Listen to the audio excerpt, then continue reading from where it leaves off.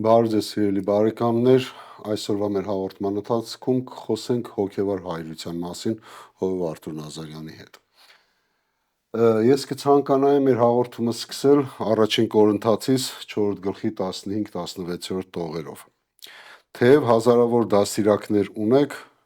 Քրիստոսով, բայց ոչ բազում հայրեր, քանի որ ես Քրիստոս Հիսուսով ձեզ ավետարանի միջոցով ծնեցի։ Ուրեմն աղաչում եմ ձեզ, որ ինձ նմանվեք։ Ինչպես բոլոր ժամանակներում, այսօր նույնպես եկեղեցիներում չի պակասում հոգևոր հայրերի կարիքը։ Հովիվ Արթուր։ Հիմա իմ առաջին հարցը քիչ ընդհանուր, ինչ ի նկատի ունենք եկեղեցում ասելով հոգևոր հայր հասկացությունը, ինչա դա։ Բելգիայի օրենքում կամ կանոնադրության մեջ հայրը եզրույթը օգտագործվում է որոշ տեղերում, ասենք ինչ վերաբերվում է հոգատարության հետ կապված։ Նույնիսկ օրենքում գրված է այլ լինի որպես հայր, նույնիսկ դա է գրված։ Հայր, հոգևոր հայր ասելով եկեղեցում ինչ նկատի ունենք, հայրական սիրտ ունեցող, հոգատար ու ամեն ոնց որ նպատակը դրած, որ իր հոգևոր որդիները աճեն, տեղյակ լինեն, ուսուցանվեն, հավասարակշռված լինեն, ճիշտ դաստիարակվեն։ Սա է հոգևոր հոր գործառույթը կամ հատկությունը։ Իսկ օրինակ ինչով են տարբերվում հոգևոր հայրը ուղղակի առաջնորդից կամ ուսուցչից։ Լավագույն դեպքը, երբ որ առաջնորդը, հովիվը, եպիսկոպոսը նա նաև հոգևոր հայր է։ Դա լավագույն, հենց դա նայա, որին որ կանչված են։ Բայց ոչ միշտ է դա այդպես լինում, ոչ միշտ։ Այդ հոր հոգատարությունը, նաև պաշտպանությունը, նաև սերը, հայրական սերը, խնամքը միշտ չի որ տեղի է ունենում։ Դրա համար ոչ բոլոր եկեղեցիներում է, ոչ ամեն տեղ է, որ առաջնորդը կամ հովիվը նաև հայր է, ոչ բոլոր տեղերում։ Կարող է մարդը դառնալ հոգևոր հայր, եթե ինքը դեռ չի ապրել այդ որդեգրված որդու կարգավիճակը։ Դե եթե ինքը որդեգրված չի, նշանակում է հավատացյալ չի, եթե այդ նկատի ունենք։ Եթե նկատի ունենք, որ ինքը անհեր է մեծացել, որբ է մեծացել, եթե այդ նկատի ունենք, դժվար է իհարկե, բայց հնարավոր է իհարկե։ Դժվար է, որովհետև նա չունի ճիշտ պատկերը կամ չի տեսել պրակտիկայում իր կյանքում, չի տեսել ինչպես է հայրություն արվում։ Բայց ես գիտեմ տենց օրինակներ էլ, որ թեպետ որբ է մարդը մեծացել կամ հայրը չի եղել այդ հոգատար հայր, ասենք որբ չի եղել, բայց հայրը հայրություն էլ չի արել։ Բայց ինքը աշխատում է իր ձևով հայրություն անել, լայն սիրտ ունի։ Հոր մի հատ բնութագիրն էլ լայն սիրտ ունենալն է, եթե այդ ինչ-որ մի բան ասում է։ Օրինակ ինչպես հասկանալ Աստված ինձ կանչել է հոգևոր հայր լինելու։ Այո, ես ինքս եմ փորձում։ Այո, պետք չի պատկերացնել, որ եկեղեցում պետք է լինի մի հատ հայր եւ վերջ։ Դա եպիսկոպոսն է, վերջ, ուրիշ ոչ մեկ իրավունք չունի հայր լինելու։ Ոչ։ Ինչպես ֆիզիկական հայրերը, մնաց չի որ մի հայր կա։ Այո, մենք բոլորս ունենք երկնային հայր, բայց բոլոր տղամարդիկ բացառությամբ այն դեպքերը, որ ինքը նվիրում է իրան ոնց որ Պողոս առաքյալը, որ ընտանիք չկազմի, բոլոր տղամարդիկ կանչված են հայր լինելու։ Նույնը հոգևոր դաշտում է։ Այսինքն ավակնել կարալ հայրություն անի ու պետք է հայրություն անի։ Այսինքն նոր որ խոսեցինք առաջնորդ ուսուցիչ տարբերության մասին, այսինքն ինչ որտեղ սա կանչ է բոլորի համար։ անկախ նրանից Ըստ մարդը իս, առաջնորդ է թե ուսուցիչ։ Այո, այսինքն ունենա այդ հոգատար սիրտը, չմտածի իր մասին, ընդհանրապես մարդը երբ որ էգոիստական ինչ որ իր մասին մտածելով, իր ծառայությունը, դա հոր սիրտ չի։ Հոր սիրտը հոգատար է, ավելի տվող է, քան թե վերցնող է, ավելի օգնի, բարձրացնի, դաստիարակի, ասպարեստա եւ այլն, այսինքն նախապատրաստի, այո։ Այ մի հարց ծագեց մտքումս, ասել բոլոր տղամարդիկ, իսկ կանայք կարող են լինել Հոգևոր հայր։ հոգևոր հայր։ Չի էլ հնչում, չի հնչում, բայց հոգևոր մայր, չգիտեմ, ասենք այն բոլոր հատկություն, այո, լինում է ավագը կամ նույնիսկ որոշ դեպքերում հովիվը կինը։ Մենք որևէ բան չենք էլ կարա բան ասենք, որովհետև ավետարանում կան կին առաջնորդներ։ Թե 5 գտական, թե նոր գտականում, այն հատկությունները, որ ես ասեցի, հոգատար, այն ինչ որ մենք խոսացինք, արդեն չեմ ուզում կրկնեմ։ Կինն էլ կարա, կին ծառայողն էլ կարա դա ունենա, լայն սիրտ ունենա, հոգատար լինի, ուղղակի կնոջ մոտ իրանք մի քիչ էմոցիոնալ են, այդտեղ կարա մի քիչ այդ մայրական, մի քիչ այդ մոմենտը կա, բայց չեմ բացառում։ Հաստատ իրանք կինն էլ կարա լինի լավ, դե դժվար է ասել հոգևոր հայր լինի կինը, մի քիչ դժվար է ասել, բայց ամեն դեպքում կարա հոգատար լինի, կարա ինքն էլ պատճառ լինի, որ շատերը ճիշտ դաստիարակվեն, ճիշտ աճեն ու ճիշտ ծառայեն Տիրոջը։ Վերջի վերջո դա է նպատակը, ոչ թե ուղղակի լինելը եւ վերջը։ Նպատակը ճիշտ արդյունք տալը։ Խոսեցինք նպատակի մասին, իմ հաջորդ հարցը հենց նպատակն էր, հոգևոր հայրության նպատակը։ Հայրերը երբեմն սիրում են ու պարծենում են իրենց զավակներով, բայց բացի նրանից, որ ասենք իր որդիով պարծենալը, այն ամենաբուն նպատակը հոգևոր հոր ինչու՞մ է կայանում։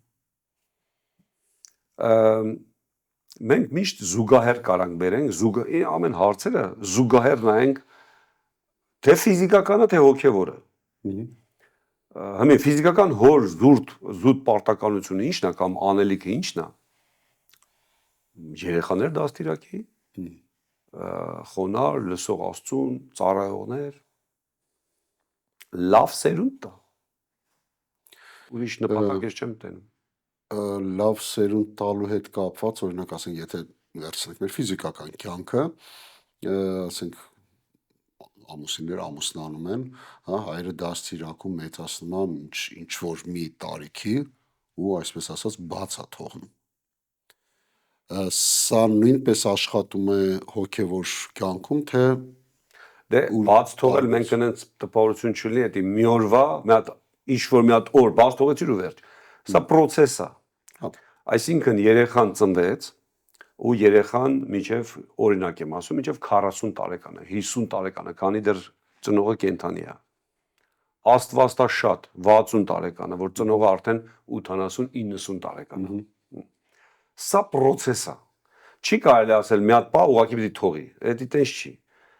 Ամեն տարիք ունի իր առանձնահատկությունները, ասենք, չգիտեմ, միջև 4 տարեկանը դե իհարկե կան գրքեր, կան թեմաներ, բայց ոնց որ ես եմ հասկանում, ասենք միջև 4 տարեկանը պետք է երեխան արդեն իմանա ինչը կարելի է, ինչը չի կարելի։ Եթե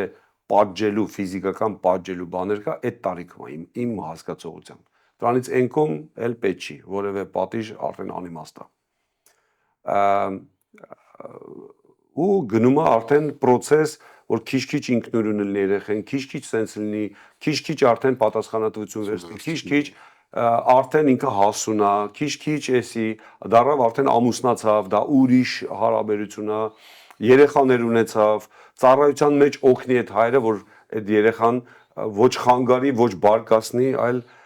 սա process է, սա մի բառով չեն կարող ասենք, սա process է։ Ոնց որ ծառն է աճում ու ծառի վրա ճյուղն է աճում։ Դա չես կարող ասես, որ դա հենց մի քիչ ցցամ տվեց, բացեց, էդ էր։ Սա միջև պտուղ տա, պտղատու ճյուղ լինի, ու կարանա դիմանա, Հավասարակշռված լինի եւ այլն սա։ Կարանք ասենք, որ ոնց որ մարդկային կյանքում, հա, որ քանի ծնողը կենթանի է, ամենայն դեպս զավակը մնում է նրա երեխան, նույն ձևով նաև հոգևոր կյանքում, հա, Այո։ որ մարդը միշտ կարիք Սա ունի իր ծնողի։ Այո, սա կարիք է ավելի շատ։ Երբ որ ասում ենք պետք է, դա պարտադրողական բառ է, որ պետք է իր ծնողին հարգի, պետք է լսի, բայց սա կարիք է նաև։ Ես կուզենայի այդ կողմից էլ նայենք։ Օրինակ իմ հովիվը, բելգիացի հովիվը, վաղաժամ մահացավ։ Իմ համար դա լավ չի։ Ես կարիք ունեմ ավաքի, հայրական խնամքի, դա կարիքը մնում է։ Իհարկե դժվար է դա արհեստական ուրիշ մարդուց անել, դա դժվար է արդեն։ Հա, մենք կարանք զուտ անուն ունենալու համար ասենք սա է իմ հոգևոր հայրը, բայց պետք է հայրություն էլ անի։ Ավելի շատ հայրություն անում է իսկական հայրը։ Դա ֆիզիկական կյանքում էլ է այդպես։ Իհարկե լինում են դեպքեր, որ հետո հայրը, ասենք խորթ հայրը, ասենց ասած, էլի հայրություն անում իր չափով։ Սա էլ տեղ ունի, բան չունենք ասելու, բայց դա կարիք է, որովհետև հələ ես չեմ հասել կամ չեմ անցել այն ճանապարհով, որ անցնում է կամ անցել է իմ հայրը, հոգևոր թե ֆիզիկական։ Այսինքն միշտ կարիք կա, որ սովորեմ, ինչ-որ բան լսեմ, զրուցեմ, կարիքը կա։ Բայց նաև հոր գործառույթն է կամ հոր կարևոր դիրքորոշումն է, որ ինքը ոչ թե վանի իր երեխեքին, այլ ուզենան գան իր այդ շփվեն։ Այո։ Այսինքն շատ կարևոր է։ Եվ շատ ավելի շատ բարդ է։ Դա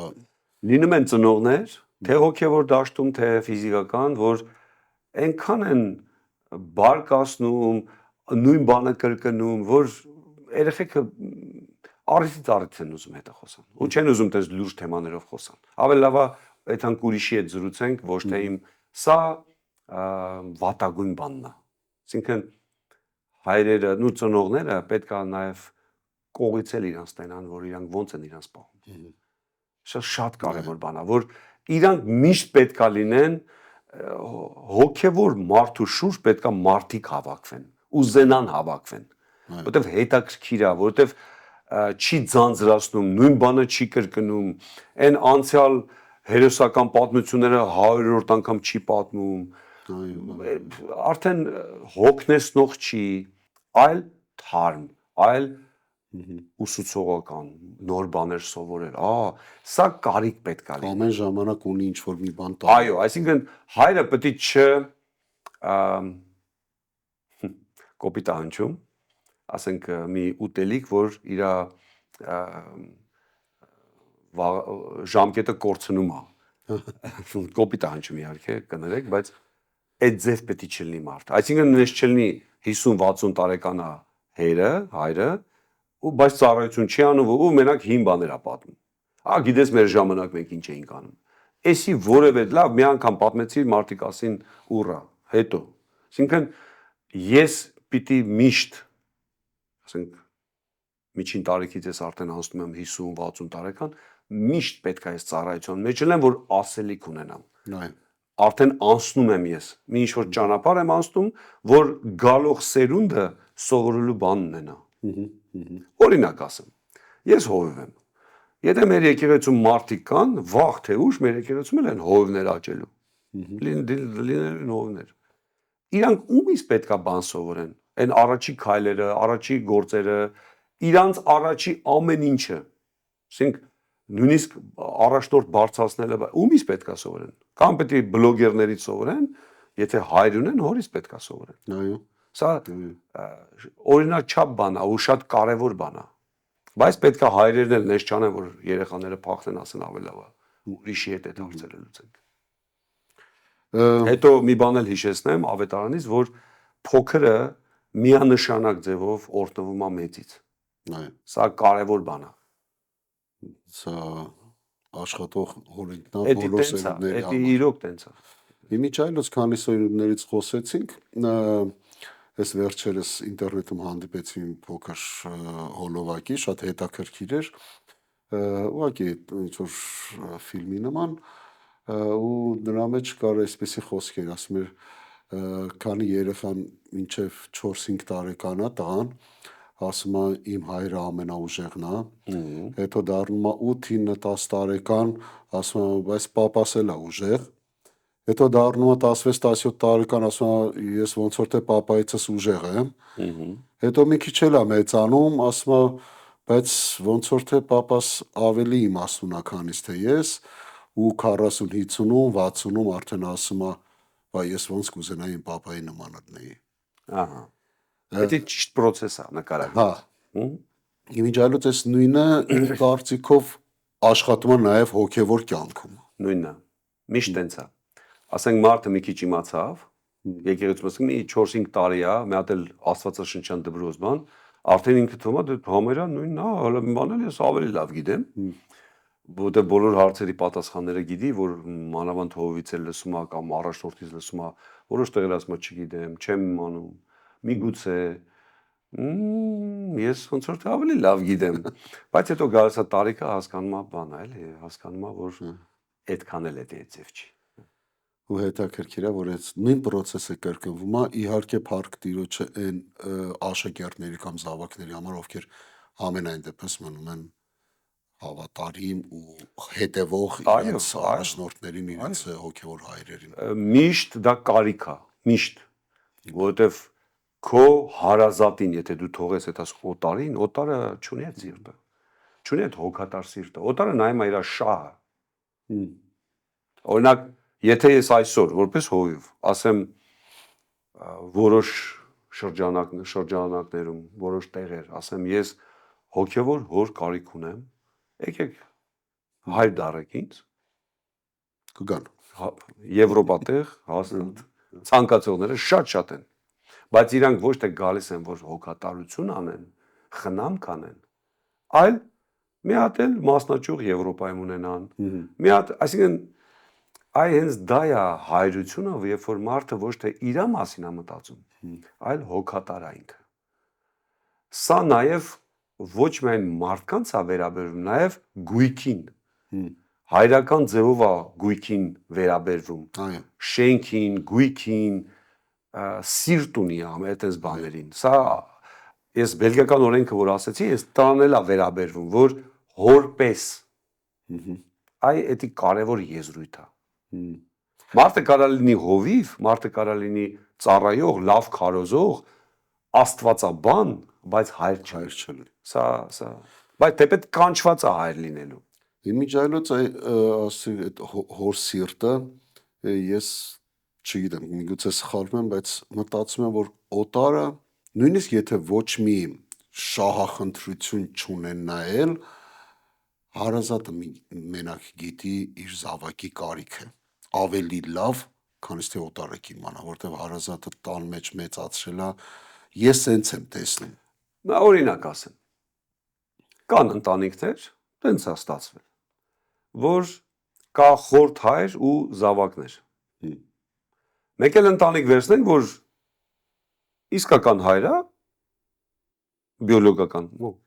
ու զավակներ։ Համեն խորթ հայրը, երբ որ պատժի երեխուն, միշտ այդ հարցը առաջանում է, դու խորթ ես, ուրեմն դու մի քիչ չես սիրում, որ սիրիր մի ուրիշ ձև կան, միշտ դա առաջանալու է, մինչև որ համոզվեն, որ ինքը սիրտ ունի այդ երեխու վերաբերյալ։ Արդեն այդ երեխան էլ չի մտածի այս բաներ։ Դա process է։ Բայց իսկական հոր այդ ձև հարցեր չի առաջանում։ Դու հերն է։ Մի քիչ էլ խիստ կարող է որոշ տեղեր լինի։ Մի քիչ կտրուկ կարա լինի, բայց սիրում է։ Խորթը միշտ պետքա հələ ապացուցի, պետքա դա պրակտիկա է պետք, որ այո, ես թեպետ խորթ եմ, բայց սիրտ ունեմ։ Քո համար եմ, քեզ սիրում եմ եւ այլն։ Այս process է, տարբերություն կա մի քիչ։ Թեպետ չեմ բացառում, հաստատ կան օրինակներ, որ ինչ որ X ժամանակ հետո թե զավակներն են համոզվում, թե ընտանիքը, թե մայրը համոզում են, որ այո, համի գանք հոգևորին նույնը եկեղեցում։ Կարա լինի, որ ասենք օրինակ եմ ասում, վաղաժամ մահանա հովիվը։ Մեկը պետքա լինի այդ եկեղեցու հովիվ։ Մարդիկ նրան էին սովոր։ Մեկ մարդը միջև իր հոգատարությունը, իր անկեղծությունը, դա Պրոցես է, դա տարիներ է։ Պետք է։ Ու լավագույն դեպքը գալու է մի հատ X ժամանակ, արդեն համոզվեն, էլ վերանալու են բոլոր հարցերը, համարյա վերանալու է, որ դու մեզ չես սիրում, դու ուղղակի զուտ քո համար, քո անվան համար, եկեղեցու քանակի համար, քեզ հետաքրքրում ավելի դիտումները, քան թե մենք եւ այլն եւ այլն։ Այո։ Որտեղ է սահմանը հոգևոր խնամքի եւ վերահսկման միջև։ Դա այդ խնամողը կամ վերահսկողը պետքա հավասարակշռված լինի։ Դժվար է դա ասել։ Օրինակ գրված է Աստվածաշնչում, որ լավ ու վատ թագավորը, լավ թագավորը Աստծուց է, կամ լավ կինը Աստծուց է, կամ լավ հայրը Աստծուց է։ Սրանք այնպես բաներ են, որ դա պետքա ինքը հավասարակշռի։ Հետո ում տեսանկյունից ենք նայում։ Այդ վերահսկողությունը ով է որոշում շատ էր թե քիչ էր։ Բայց կան դեպքեր, լրիվ էլ մեզ քաշ հայտնի է, որ կան դեպքեր, որ մի քիչ շատ է կոնտրոլի տակ պահում, եթե ձև այդ բառը կարելի է օգտագործել։ Էդի չի նպատակը, ասենք հոգատարությունը դա չի, որ երեխատ երազեն օրը, որը կազատվի։ Օրինակ ծնողը նենց անում, որ երեխան մտածում է, երբ եմ ես լնել 18 տարեկան պասպորտս վերցնեմ ու արդեն անեմ հերի արդեն ստեղս հասը։ Դա ճիշտ խնամք չի։ Թեպետ այդ դեպքում էլ նա մնում է հայր։ Այսինքն, բայց լավա հայրն էլ տես բաները մշակի իր մեջ, սովորի, կողից նայի, այդտեղ մեծ դեր է խաղում նաև կինը, թե եկեղեցում, թե ֆիզիկական ընտանիքում կողի մարդիկ դեր են խաղում, որ իրար լսեն, իրար հասկանան։ Դա գալիս է նաև իրան ոնց են դաստիարակի։ Օրինակ, օրինակները շատ կան։ Օրինակ, ընտանիքում որտեղ մեծացել այդ տղան, հերը որևէ խոսք ասելու իրավունք չի ունեցել կամ չի ասել, անհոգ է եղել։ Իր խմիչքով, իր, չգիտեմ, սպորտով, իրանով է զբաղված եղել։ Ու որոշումները լրիվ մայրն է արել տան մեջ։ Այդ ձև է մեծացել տղեն։ Հիմա տղեն դառավ հայր։ 90% դեպքերում ինքն էլ իր ընտանիքում էլ նույնն է լինում։ Բայց թեպետ եթե հավատացյալ է, եթե ես հələ հավատացյալների մասն եմ ասում 90%։ Դե 90 вообще ընդհանրապես տոկոս որ ասում ենք, դա դեպի հետազոտությունը լինի։ Մենք ուղղակի մարդկայնորեն ենք ասում, ես ասենք, ինչքան ես եմ տեսել որպես հովիվ։ Իմ սուբյեկտիվ կարծիքն եմ ասում։ Ոչ թե վիճակագրական տվյալ եմ ասում։ Բայց էդ էլ է հնարավոր ուղղել։ Կամ հակառակն է լինում, որ հերը ամեն ինչ իր ձեռի տակ, ոչ մեկ իրավունք չունի նույնիսկ սառնարանը, բացի տարբեր ընտանիքներ ա լինում, ու եկեղեցում նույնը։ Ոչ մեկ իրավունք չունի հովից կամ առաջնորդից բացի մի հատ քայլ անի։ Ամեն քայլը պետք է 3 օրինակով թղթի վրա գրես, բերես, ցույց տաս, ինքը մի հատ կարտա, ամեն բառդ, ամեն քայլդ, սենց եկեղեցիներ էլ կա։ Այսինքն, այս ինձ բանա, որ պետք է հավասարակշռված լինի։ Այս հարցը առաջանում է միշտ, երբ որ ասենք հայրը խիստ է լինում։ Սենց ասենք ճակերտավոր թույլ հայրերը կամ ավելի սիրված է։ Սենց հարց չի առաջանում կամ շատ հազվադեպ որ առաջանա, բայց ասենք երբ որ ավելի հայր, ոնց պիտի զավակը հասկանա սա,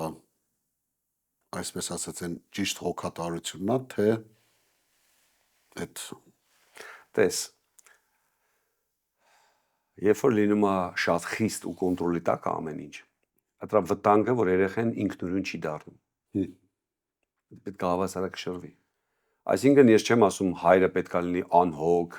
ինչ ուզում ես արա, քո կյանքն է, դա հայր չի արդեն, դա ուղղակի փողոցի մի հատ ընկեր, որ ուղղակի մեկ-մեկ, չգիտեմ, 4 տարին մեկ մի հատ խորհուրդ է տալի։ Բայց հայրը ինքը պետք է հասկանա, որ այն ինչ որ ինքը անում է, ուղղակի հայրը կարա դա ավտոմատ անի, ինքը չտենա էլ էդի։ Իրան թվայ դա նորմալ է, դա բա ուրիշ ոնց։ Այստեղ է որ օգնողները պետքա կողից կին նայեն, իրոք դժվար հարց է։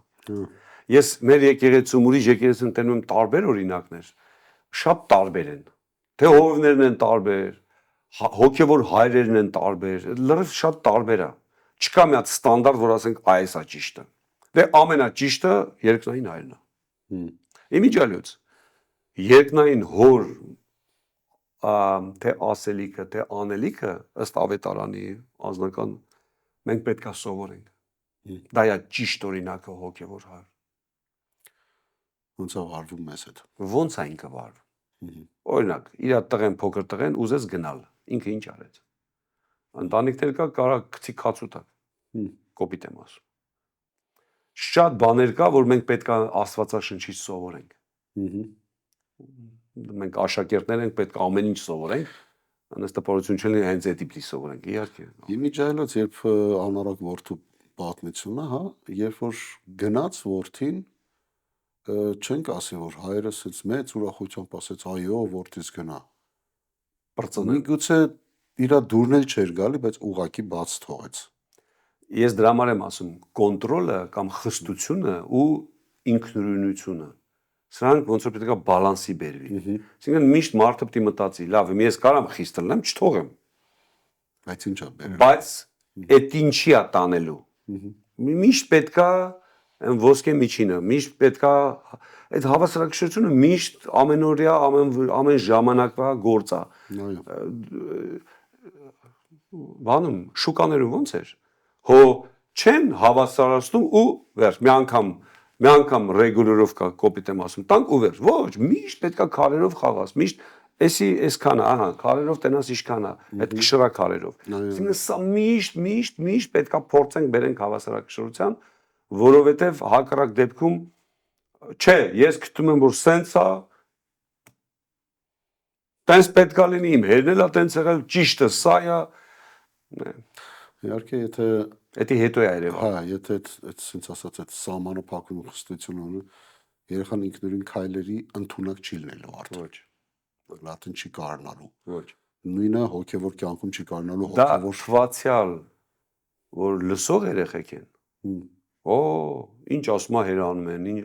թվացյալ, բայց այդտեղ կորում է ինքնուրույնությունը։ Այո։ Որ հետո է երևալու, ասենք երեխան դառնում է, տղեն դառնում է 40 տարեկան, դեռ ամեն ինչը պետք է իր ծնողների հետ որոշի։ Այսի խնդրեմ է արդեն։ Այսինքն մեծ երեխա է, մեծանումա մեծ երեխա է հələ։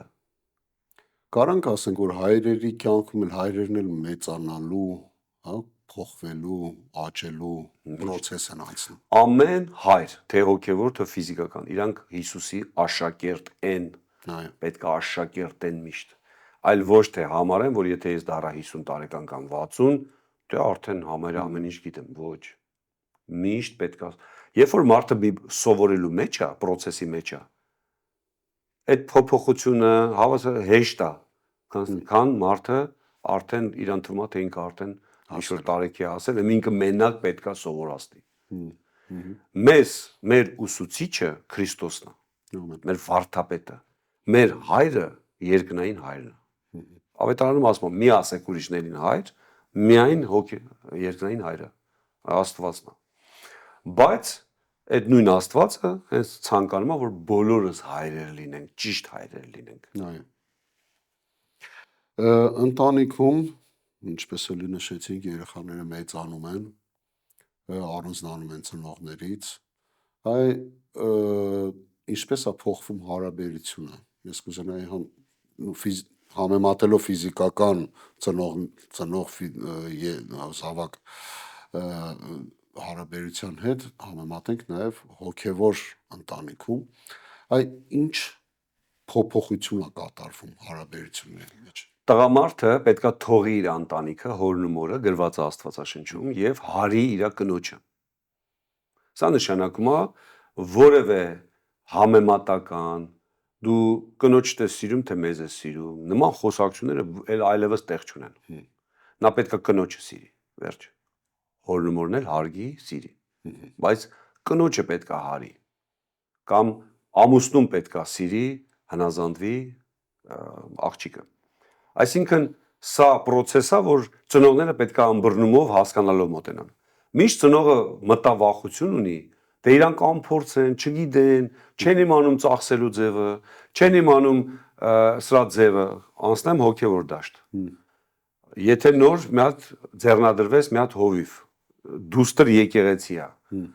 Ավակ հովը պետք է հասկանա, որ սա առանձին միավոր է։ Այստեղ էլ կա տարբեր մոտեցումներ, տարբեր։ Կան եկեղեցիներ, որ իրենց դուստր եկեղեցին որևէ բան ինքնուրույն չի անելու։ Ամեն ինչ թելադրվում է վերևից։ Ես չեմ գտնում, որ դա ճիշտ է։ Այսինքն ամեն միավոր իր անկախությունը պետք է ունենա, իր որոշումներով, բանով, իհարկե ունեն ավակ հովիվ, այն կարևոր, բայց դա էլ պետք է կարիք լինի, այլ ոչ թե պարտադրված։ Ու նաև ընտանիքում է նույն ձև։ Արդեն պետք է իրանք ծախսեն, բայց իրանք կսխալվեն։ Բայց ով չի սխալվել։ Այդ ով չի սխալվել։ Բայց սխալվելով է մարդը բան սովորում։ Ուրիշ ձև կա։ Մարդը իրավունք ունի սխալվելու։ Չեմ ասում դա լավ է, միշտ պետք է ձգտենք սխալվելու, ոչ, բայց սխալվելով են կայանում։ Մի երկու անգամ կսխալվենք, հասկանան, որ իրանք են աշխատում, վատնեցին հենց, հաջորդ անգամ խելքի կգան։ Քան ծնողը միջամտում է, չէ, ես քեզ ասում սենց արա։ Հակառակ դեպքում դու ծնողից չես հարգում, շատ կռիվներ, վեճեր այս ուղի վրա է։ Դու ամուսնացար, այդ քո կինը քեզ անջատես մեզ, էլ դու մեզ չես լսում, ես էլ վերջ, ու համ այդ իր երեխեն, իր զավակն համ հոգևոր մարդկանց մասին է խոսքը։ Համ իրանք են ընկնում վատ վիճակի մեջ Աստծո դեմ, համ էս ծնողն է ընկնում վատ, այսինքն սա չհավասարակշռված մոտեցումներ են։ Կարանք ասենք, որ այդ հարաբերության մեջ ես հոգևորին եմ վերաբերում, այդ հարաբերության մեջ արդեն ծնող հոգևոր հայրը պիտի իր վերաբերմունքը փոխի խորհրդատուի, ոչ թե, թողի այն առաջվա դիրքը թույլ տալ թույլ չտալու ու փոխվի դառնա խորհրդատուի կարգավիճակ։ Դե մինչև ամուսնանալն էլ ախրետի ես ասացի process է։ Այնպես չի որ հենց ամուսնացավ նոր այդ ժամանակից մինչև այդ նախապատրաստական этап կա։ Այսինքն էլ պետք չի հասուն տղուն, որ արդեն նշանված է կամ պետք է նշան, արդեն հասուն է ինքը։ Ուր գնացիր, ինչ արեցիր, ինչքան ծախսեցիր, հələ մա ջեբերդ բացի նայեմ, հələ մա հերախոսդ բացի ես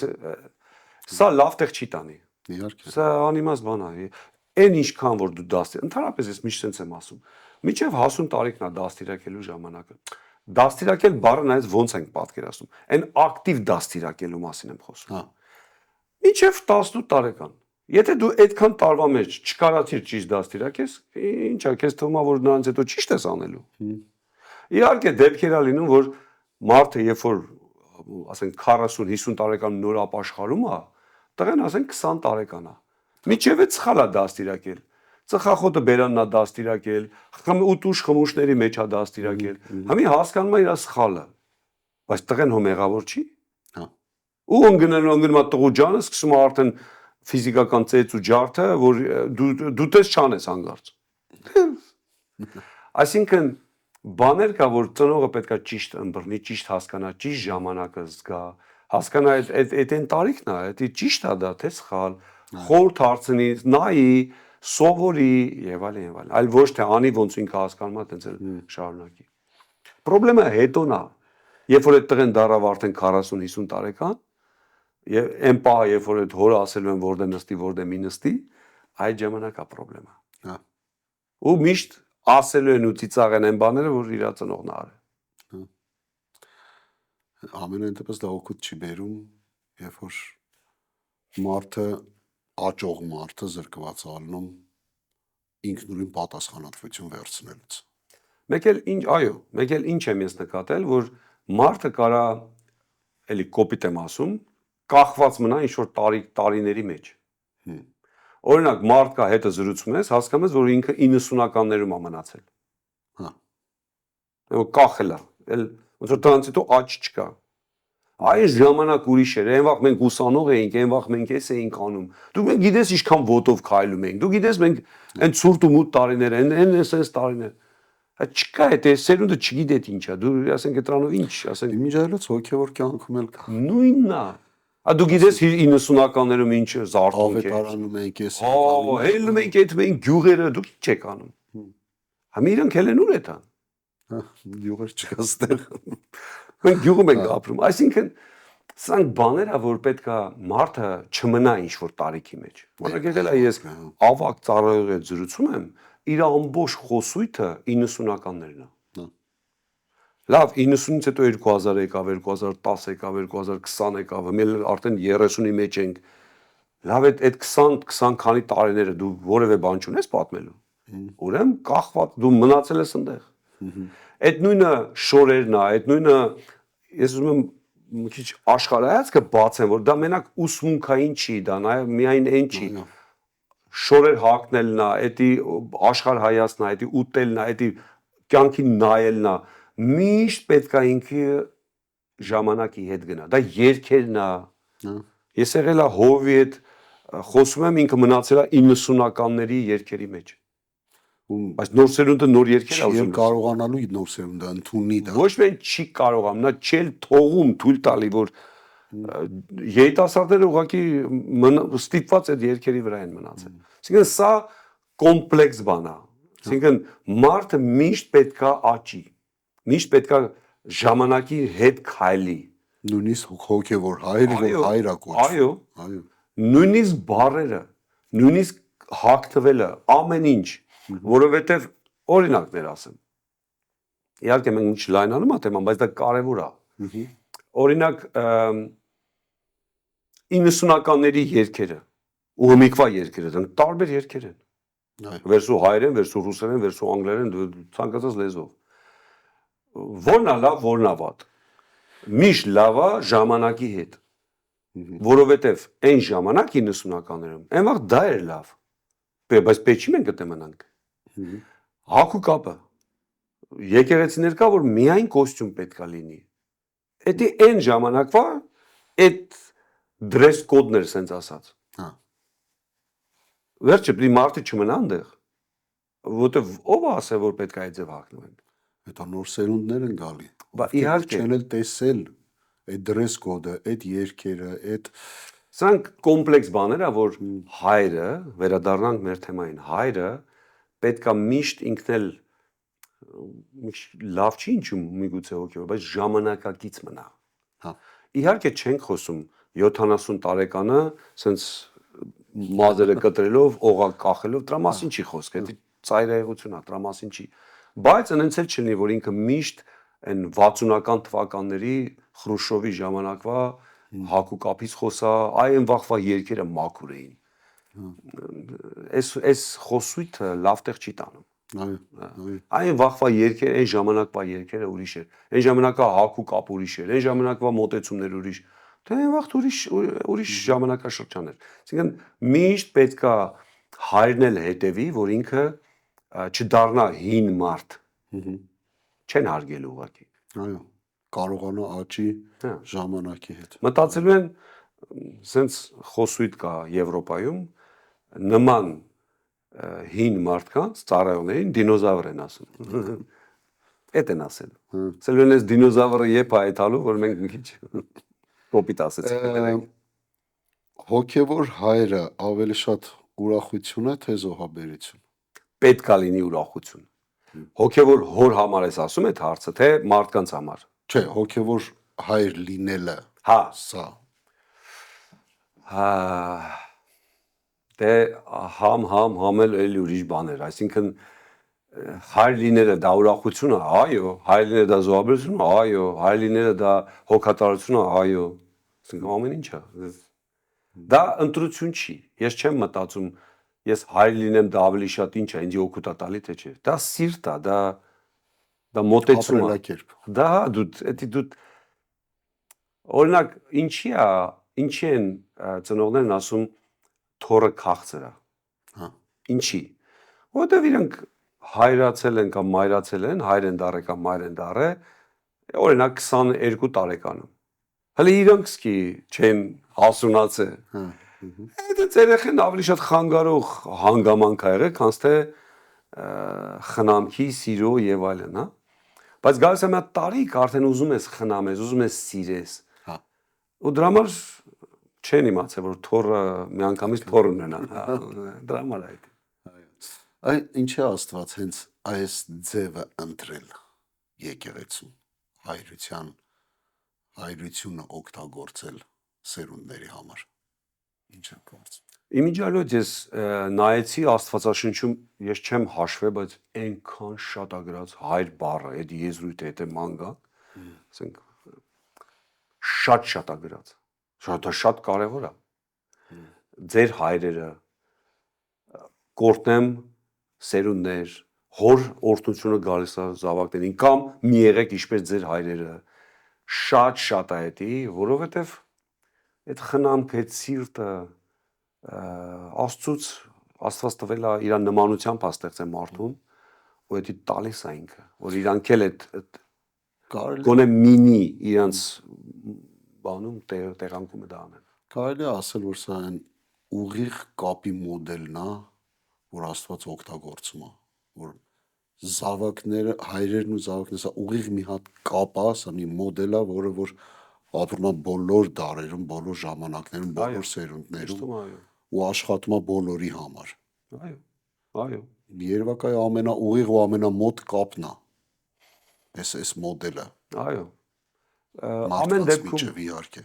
Ամեն դեպքում, եթե գանք վերադառնանք եկեղեցում շատ կարևոր է, որ ամեն ավակ, այդ խնամքով, այդ չլինեն վարձու մարդ, չլինեն մարդ, որը իհարկե մենք վարձ չենք տալի, այտենց հարուստ եկեղեցիներ չենք, միգուցե որոշ եկեղեցիներում ավելի լայն է այդ վարձ, աշխատավարձով ծառայողները, թեպետ էլ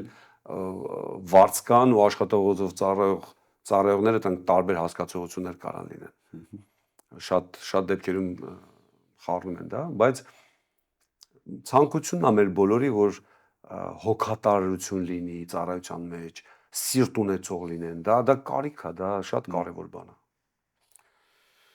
Հո Արթուր, կուզենամ մեր հաղորդումը վերջացնեմ իմ վերջին հարցով, ինչպես կարող է առողջ հոգևոր հայրությունը կառուցել եկեղեցին, իսկ սխալ հասկացվածը քանդել։ Շատ լավ հարց է, բայց ինչպես դա իրականացնել։ Միշտ լավագույն ձևը ճիշտ օրինակ լինելն է։ Դա լավագույն մեթոդն է, թե դաստիարակության հարցում, թե օրինակ լինելու հարցում, լավագույնը ճիշտ օրինակ լինելն է։ Ինչքանով է ինձ, քեզ հաջողում ճիշտ օրինակ լինել։ Մենք դրա մեջ ենք, ձգտում ենք, ուզում ենք, աղոթում ենք, աղերսում ենք։ Մեր նպատակն է դա, որ ճիշտ Պողոս Առաքյալն ասում է, կարդացիր, նմանվեք ինձ, չէ՞, ես ձեզ վերջի հայրություն նմանվեք ինձ, ու կարևոր է դա, որտեվ այսօր ես ինչ եմ տեսնում, որ եկեղեցու անդամները առանց ճշտելու օտար մարդուց ընդունում են ինֆորմացիա, ասես միանգամից, բայց որ հարազատն ասում, հələ պիտի ստուգ են մի հատ էլ։ Այդ վստահությունը այս երևույթը կա նույնիսկ ընտանիքներում։ Նույնը։ Ասենք հերը իր տղուն, իր աղջկան ասում է, իրանք պիտի մի հատ իրանց ընկերուների մոտ մի հատ օտար մարդուց, որ որևէ մի հատ պիտի ճշտեն դա։ Հետո կյանքի բերումով գալ ասում են, պապ դու ճիշտ էիր։ Դե բա իմիջիալոց ասցի վերջին հարցը, բայց ասում եմ մի հատ հավելյալ հարցել տամ։ Հայ կարան հոգևոր հայրերը սխալվեն։ Բայց այս զավակների տեսանկյունից ոնց պիտի զավակը վերաբերվի։ Զավակը պիտի մտածի, որ ցանկացած մարդ սխալական է, ցանկացած մարդ։ Բայց դա չի նշանակում պիտի չհարգի, չլսի։ Այդ միշտ պետքա աչքի տակ ունենա։ Իհարկե նայած Աստված բարի է ու ողորմած է, մեր շատ սխալները միգուցե որոշները չնկատեն էլ։ Բայց լինում է նաև նկատվող սխալներ։ Մի բան մոռացավ, մի բան ճիշտ չասեց։ Օրինակ պետք է ասել Մովսեսը ասեց, բայց ասում է Եղիան ասեց։ Հնարավոր է, շփոթմունք, հնարավոր է, ասում ես ոնց որ գրած է առակներում, բայց դա Սաղմոսներում է գրած։ Միգուցե ես մանր բաներ եմ ասում։ Նաև կարա լինի ավելի, ասենք, մի ինչ-որ ժամանակ հովիվը նույնիսկ կարա ուսմունքային հարցերում մի պահ ընկնի ազդեցության տակ, հնարավոր է, բայց ինչն է կարևոր, որ միշտ հասկանաս, որ դա քո հարազատ մարդ է, Այսի կարևոր բան է։ Որտեվ այն օտարը դու չգիտես նա ինչեր ունի։ Իհարկե։ Ես խոսքս վերջացնեմ ես մի նախադասությունով, որ ես հասկանում եմ այնպես, որ հայրը, հոգևոր հայրը չի կարող վատը ցանկանալ։ Իհարկե, նո, պետք է չցանկանա, նո, իհարկե։ Զավակը պիտի դա միշտ հիշի, որ ամենայն դեպս միգուցե եւ հայրը սխալվի, միգուցե սխալվում է, բայց սխալ կամ վատ նպատակներ չունի։ Այսի ավելի իմ կարծիքով կամրապնդի հայր զավակ հարաբերությունը թե ընտանիքում, թե Այո։ Դա էլ հասունության հետ կապված բան է, երբ որ զավակը տենում է իր հայրը ոնց որ սղաց, ոնց որ բռնի, այլ ոչ թե անարգի, ոչ թե ձեռ առնի։ Հասկանա, որ ինքն էլ դնես չի, որ ինքը տենց Նոյի պատմությունը։ այո, այսինքն մարդ է, ասենք Նոյը հարբեց։ Դա լավ է, իհարկե վատ է, իհարկե սխալ է։ Բայց եղավ, մի անգամ եղավ, այդ մարդը չգիտեր, որ խաղողը կարա տենց լինի, խաղողի հյութը դառնա գինի, ինչ գիտեր դա, առաջի անգամ էր։ Բայց այ իր զավակները, ոչ բոլորը իհարկե, ըմբռնումով հասկացան, որ պիտի հոր մերկությունը փակվի։ Ու պիտի հարգվի, դա ճիշտ փոխհարաբերություն պետք է լինի։ Իհարկե վերջացնենք այն բանը, որ հայրերը պիտի արթուն լինեն ամենայն դեպս պատասխանատվություն ունեն։ Միշտ։ Սիրելի բարեկամներ, այսօրվա մեր հաղորդման ընթացքում մենք փորձեցինք որոշ հարցերի շուրջ խոսել, սա շատ լայն թեմա է ու շատ կարևոր իմ կարծիքով եկեղեցում։ Աստված թող տա, որ ամեն մեկս եկեղեցում գտնենք մեր տեղը, որպեսզի կարողանանք շինություն բերենք եկեղեցում, թե հայրությամբ, թե որպես օգնական, թե որպես մեր ծառայություններում, բայց համենայն դեպս ամեն ժամանակ չմոռանանք, որ Աստված մեզ կանչել է, որպեսզի մենք մեր սերունդներին փոխանցենք այն ամենը, ինչ որ մենք ստացել ենք մեզանից մեծ սերունդից։ Եղեք օրհնված, կհանդիպենք հաջորդ անգամ։